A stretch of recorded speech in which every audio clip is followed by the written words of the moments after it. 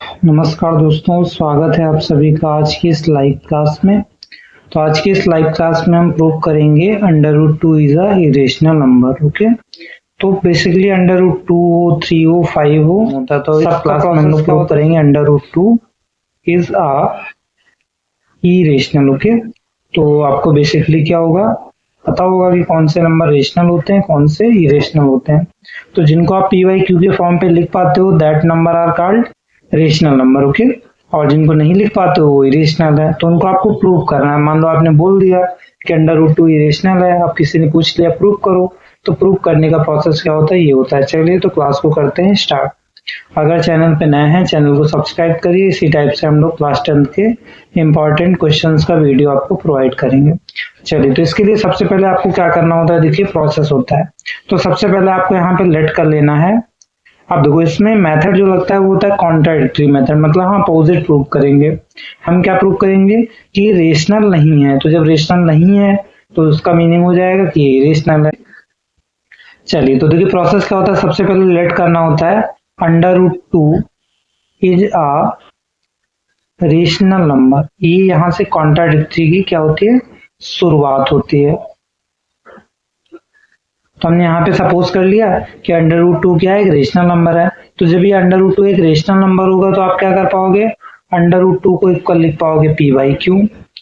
Okay, अब देखो P by Q में क्या होता है, पी और क्यू का कोई कॉमन फैक्टर नहीं होता है। ओके, तो यहाँ पे आप लिख दोगे कि P and Q don't have मतलब इनमें क्या है, कोई कॉमन मल्टीपल नहीं है इसका, या प्राइम फैक्टर नहीं है, को प्राइम इंटीजर नहीं है, कोई भी चीज डोंट हैव एनी फैक्टर। ये ध्यान रखना है आपको। ओके, कोई भी इनके फैक्टर नहीं है, ये हमने यहाँ पे सपोज किया है। जब हम सॉल्व करेंगे तो इसका अपोजिट प्रूव कर देंगे। अब अच्छा देखो, एक रफ वर्क कर लेते हैं इसमें। तो रफ वर्क में क्या है, देखो यहाँ पे मतलब एक क्वेश्चन का पार्ट नहीं, समझाने के लिए बता दे रहे हैं। जैसे आपने मान लीजिए कोई फ्रैक्शन लिखी 10 बाई, मान लीजिए आपने 6 कर दिया। ओके, तो ये जो है इस फॉर्म पे नहीं है, ये बिल्कुल स्टैंडर्ड फॉर्म पे लिखा हुआ है। ये जो लाइन लिखा है इसके कहने का मीनिंग ये है। तो ये मतलब ये 5/3। अब इसको आप किसी पार्ट से क्या कर सकते हो, कट नहीं कर सकते हो। तो ये इस फॉर्म पे लिखा हुआ है। ओके, तो ये हम हटा दे रहे हैं इतना पार्ट, बट ये समझाने के लिए था। चलिए, तो देखिए अब आते हैं नेक्स्ट प्रोसेस पे। तो अब इसमें क्या करना है, पहले तो आपको क्या करना है, क्रॉस मल्टीप्लाई करके स्क्वायर करना है। तो देखो पहले हम कर देंगे स्क्वायरिंग बोथ साइड। ओके, जो ये फ्रैक्शन आपने लिखी है इसका दोनों साइड आप स्क्वायर कर दोगे। तो स्क्वायर करने पे क्या हो जाएगा, अंडर रूट ऑफ टू का होल स्क्वायर, इधर हो जाएगा p square upon q square. तो इसको आप कैसे लिख सकते हो, तो देखो अंडर रूट टू का स्क्वायर हो जाएगा 2, that is equal to p square upon q square. अब आप इसका क्रॉस मल्टीप्लाई कराओगे। तो जब आप क्रॉस मल्टीप्लाई कराओगे तो क्या हो जाएगा, तो क्रॉस मल्टीप्लाई करने पे सिंपल आपका आ जाएगा 2q square that is equal to p square. Okay, I hope यहाँ तक कोई प्रॉब्लम नहीं होगा, राइट। अब देखो नेक्स्ट प्रोसेस पे आप क्या करोगे, तो नेक्स्ट प्रोसेस पे आपको अभी इसको इक्वेशन नंबर 1 बना के छोड़ दो।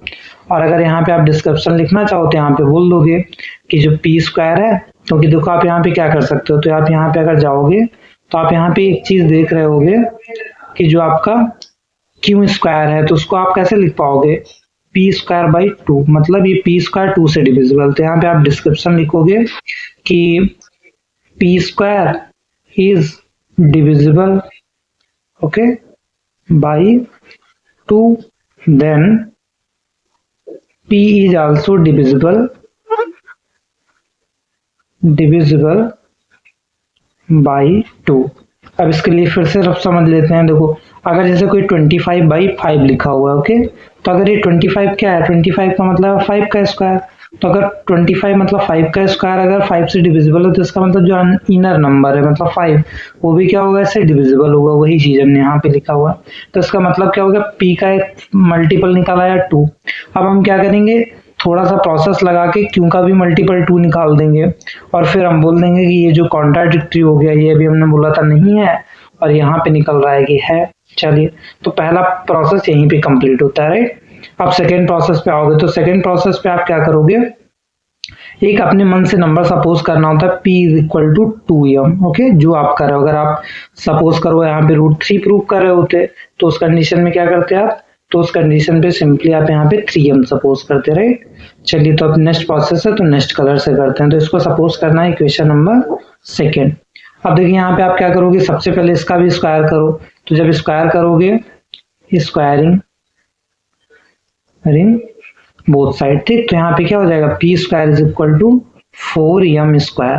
अब देखो यहाँ पे क्या है, पी स्क्वायर है, तो ये पी स्क्वायर क्या करोगे, यहाँ पे जो आपने इक्वेशन बनाई थी ये वाली, ओके, यहाँ पे आपको पुट करना है, मतलब इक्वेशन नंबर पुट में 1 में। तो यहाँ पे हम क्या करेंगे, पुट आप कहाँ करोगे, इन इक्वेशन नंबर 1, ओके। तो इसमें पुट कर दो। तो देखो ध्यान से यहाँ पे क्या था, यहाँ पे 2q square is equal to p square, और पी स्क्वायर की वैल्यू क्या है, 4m स्क्वायर। तो जब आप पुट करोगे जाकर के, तो देखो यहाँ पे पहले था 2q स्क्वायर और इधर क्या था, तो इस साइड देखो दिख रहा है पी स्क्वायर, और पी स्क्वायर की जगह आप क्या रखोगे, 4m स्क्वायर। तो यहाँ पे आप अगेन रख दोगे 4m स्क्वायर। तो देखो 2 2 जा 4, तो यहाँ से फिर क्या मिला, आप यहाँ पे जब आप रखोगे तो यहाँ पे फिर आप लिख पाओगे कि m square is equal to q square by 2। तो यहाँ पे अगेन आपने लिख दिया कि क्यू स्क्वायर इज डिविजिबल, ये क्या है, तो q square is divisible by 2, then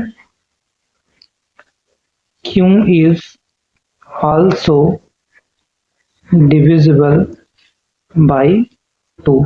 अब देखो क्यू भी 2 से डिविजिबल है, और अभी हमने प्रीवियस का निकाला था कि पी भी 2 से डिविजिबल है, तो इसका मतलब हो जाएगा सो 2 इज फैक्टर ऑफ